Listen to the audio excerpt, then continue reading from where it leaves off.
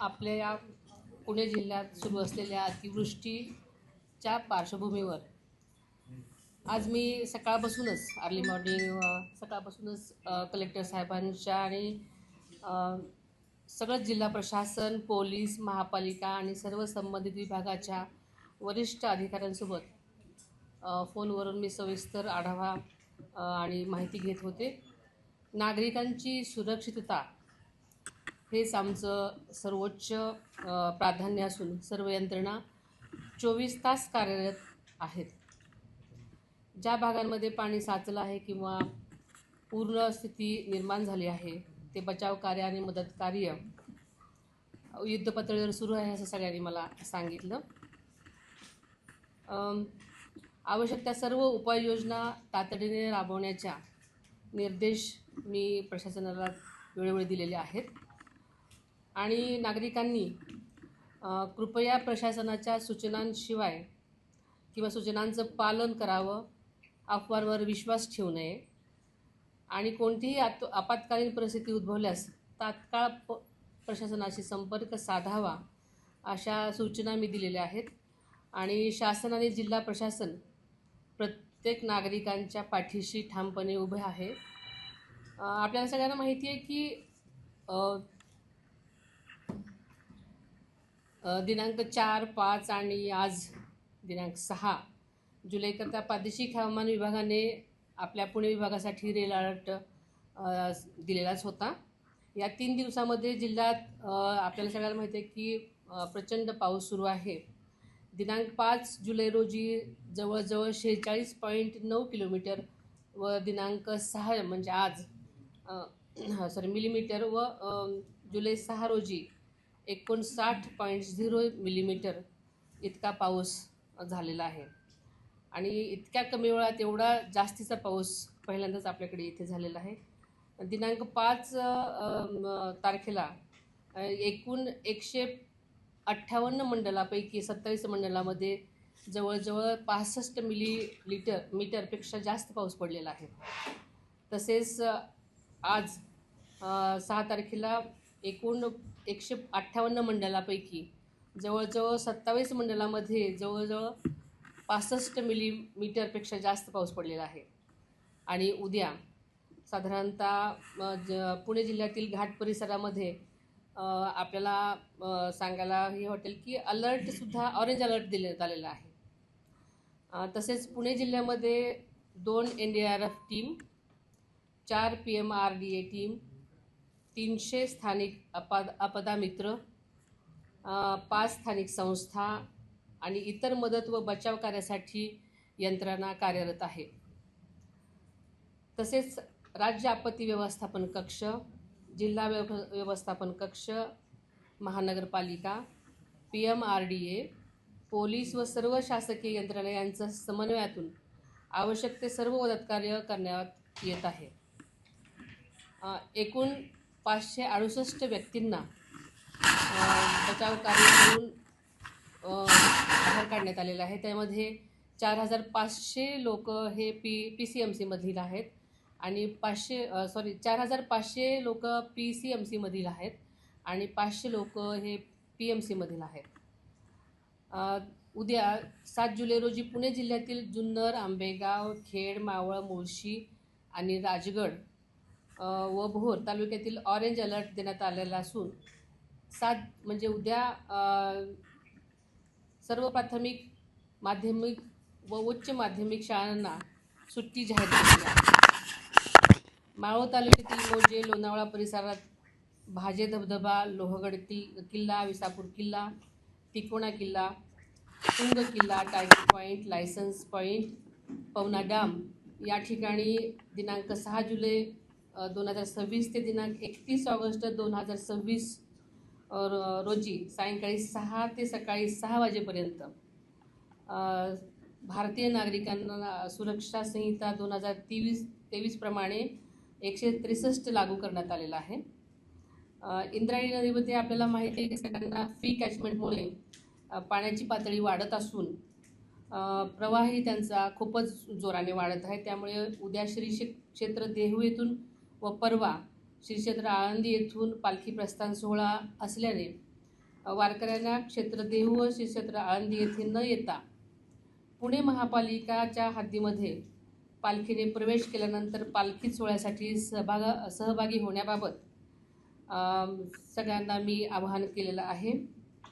त्यामुळे माझे सर्व वारकरी बंधू भगिनी नम्र विनंती आहे की त्यांनी सरळ पुण्याकडे अगोदर यावं आणि त्यांची व्यवस्था पुणे शहरातील महानगरपालिकांच्या शाळांमध्ये करण्याची व्यवस्था केलेली आहे.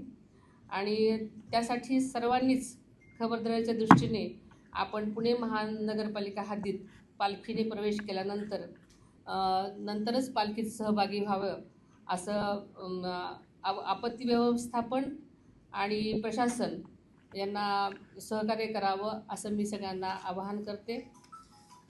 पुणे जिल्ह्यामध्ये एकूण 22 ठिकाणी छोट्या मोठ्या दरडी कोसळलेल्या आहेत. त्यामध्ये मयत व जखमी प्रामुख्याने 9 ठिकाणी रस्ते बंद करण्यात आलेले आहेत. त्यामध्ये पाटण तालुका मावळ इथे जवळजवळ 3 लोकांचा ढिगाऱ्याखाली सापडलेले होते. त्यांना NDRF आणि PMRDAच्या टीमनी त्यांना ही मदतीनं बाहेर काढलेलं आहे.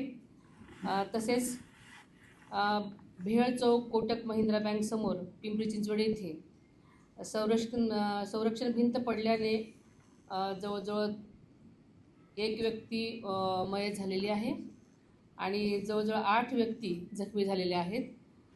त्यांना तिथल्या पिंपरी चिंचवडच्या मनपा टीमने आणि स्थानिक आपदा मित्रांनी त्यांना मदत केलेली आहे. तसेच खेड तालुक्यातील शेलू कुरकुंडी रस्त्यावरून एक दुचाकी वाहून गेल्यामुळे श्री डांगले आणि श्री जाधव अशा 2 व्यक्ती पुराच्या पाण्यात वाहून गेलेले आहेत. तिथेही स्थानिक लोकांनी आणि आपदा मित्रांनी त्यांचं त्यांनी मदत केली, पण ते शोधकार्य अजून चालू आहे. त्यामुळे एकूण 4 व्यक्ती मयत, 2 पुराच्या पाण्यात बेपत्ता असून त्यांचं शोधकार्य सुरू आहे.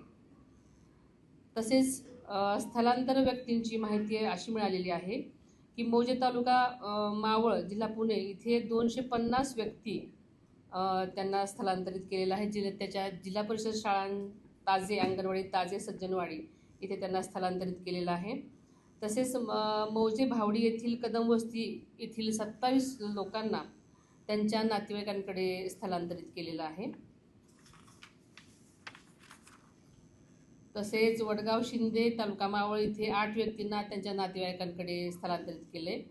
तळेगाव येथील जवळजवळ 40 ते 50 व्यक्तींना सुद्धा त्यांच्या नातेवाईकांकडे स्थलांतरित केलेलं आहे.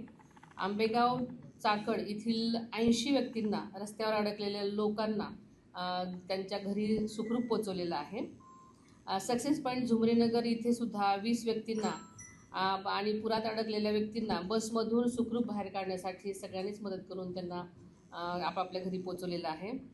घोरवडी तालुक्यात तळेगाव दाभाडे येथील 30 व्यक्तींना सुद्धा पुरात अडकलेल्या बसमधून सुखरूप त्यांच्या घरी पोचवण्यात आलेलं आहे. आणि लोणावळा परिसरामध्ये अंदाजे 100 ते 110 व्यक्तींना जे पुरात अडकलेले होते त्यांनाही घरी पोचवण्यासाठी मदत करण्यात आलेली आहे. तसेच मोजेपेठ तालुका खेड 8 व्यक्ती पुरात अडकलेल्या असून त्यांनाही तेथील स्थानिक लोकांच्या मदतीने बाहेर काढण्यात आलेले आहे आणि घरी पोचवण्यात आलेलं आहे. त्यामुळे एकूण 568 व्यक्तींना बचाव कार्य करून बाहेर काढण्यात सगळ्यांना यश आलेलं आहे. सध्या स्थितीमध्ये पुणे जिल्ह्यातील धरण साठ्याची टक्केवारी अशी आहे.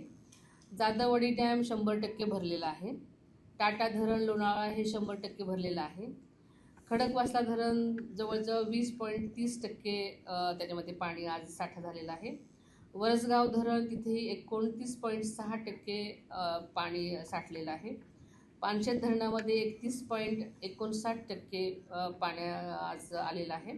टेमघर धरण तिथे 14.99% पाणी आलेलं आहे. मुळशी धरणामध्ये जवळजवळ 32.13% पाण्याचा साठा झालेला आहे.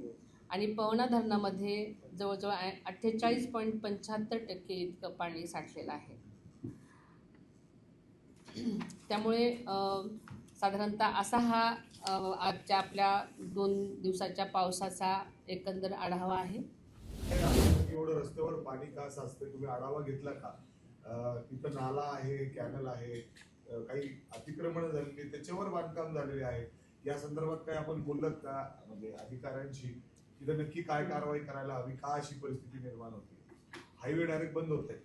आम्ही याबाबत आढावा बैठक घेतलेली होती, त्याबाबत बोलणंही झालं होतं आणि आपल्याला माहिती आहे की आदरणीय दादा असतानाच अशा ओढ्या नाल्यांवरती अतिक्रमण करणाऱ्या लोकांसाठी कडक कारवाईचे आदेशही दादांनी दिले होते आणि असेच आदेशही आत्ताही दिलेले आहेत. पण मला असं वाटतं की चाकणला आणि हिंजवडीला आपल्या सगळ्याला माहिती आहे की दादांनी व्हिजिट केली होती आणि तेव्हा तसे आदेश दिलेले होते आणि आताही असेच आदेश देण्यात आलेले आहेत की जे कोणी याच्यामध्ये असतील त्यांच्यावर कडक कारवाई व्हायला पाहिजे. पुण्यात ही परिस्थिती आहे. पुण्यात पण शहरामध्ये गुडघाभर पाणी साचलेलं आहे. म्हणजे नाले सफाई आणि ड्रेनेज जे साफ महानगरपालिकेने केलं पाहिजे पावसाळ्याची काम ही इथं झालेली दिसत नाही. त्यामुळे कमी कालावधीमध्ये जो पाऊस झालेला आहे त्याच्यामुळे आज दिवसभर रस्त्यांवर मोठ्या प्रमाणात पाणी सुटलं. तुम्ही काय आढावा घेतला महापालिका आयुक्त? माझ्या माहितीप्रमाणे आम्ही जेव्हा आढावा बैठक घेतली होती तेव्हा त्यांनी तसे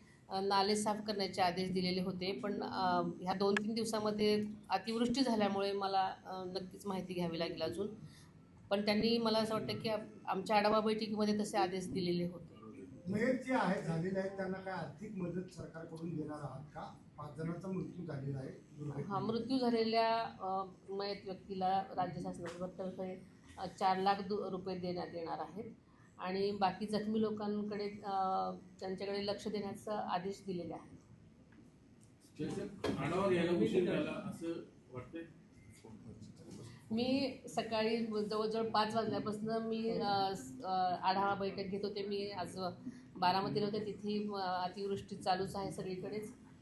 त्यामुळे मला असं वाटतं की मी फोनवरून आढावा हा घेतच होते.